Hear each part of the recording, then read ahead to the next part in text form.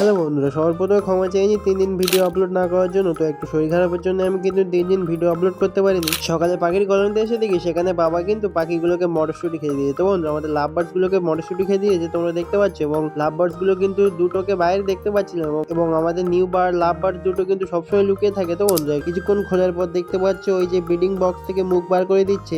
আর এদিকে আমাদের বেবি বাজিসটা কিন্তু অনেকটাই বড় হয়ে গেছে। তো বন্ধুরা, একদম পুরো হোয়াইট কালারের আমাদের বেবি বাজিসটা, তো দেখতে পাচ্ছ বন্ধুরা পুরো হোয়াইট, কিন্তু এর কালারটা কিন্তু অনেকটাই সুন্দর এবং অনেকটাই ভালো লাগছিল দেখতে। তো বন্ধুরা, কতটা সুন্দর দেখাচ্ছে তোমরাও দেখো। তো বন্ধুরা, তারপরে আমি চলে আসলাম আমাদের ফিন্স পাখির বাসাতে। তো বন্ধুরা, এখানে অনেক চেষ্টা করার পরে কিন্তু আমি ক্যামেরা ফোকাসটা আমি ডিমে আনতে পারছিলাম না, কারণ এখানে একটু অসুবিধা হচ্ছিল ভিডিও করতে। তো ওরা কিন্তু ওখানে 7টা ডিম পেড়েছে। ভাবতেই অবাক লাগে যে অত ছোট পাখি 7টা ডিম কি করে পারলো। তারপরে বুঝলাম বন্ধুরা যে ও কিন্তু একটা পাখি মিলে 7টা ডিম পায়নি। ওখানে দেখলাম 3-4টে পাখি একসঙ্গে বসেছিল, তার মানে দুটো পাখি একসঙ্গে ডিম পেড়েছে। আমিও দেখে অবাক, কারণ দুটো পাখি এক জায়গায় একই বাসাতে ডিম পারবে এটা আমি কখনোই ভাবিনি। ভিডিওটা যদি ভালো লাগে তো ভিডিওটাকে একটা লাইক করে দিও, আর চ্যানেলে নতুন হলে চ্যানেলটাকে সাবস্ক্রাইব করে দিও, কারণ আমি বার্ড রিলেটেড ভিডিও প্রতিদিন নিয়মিত আপলোড করে থাকি।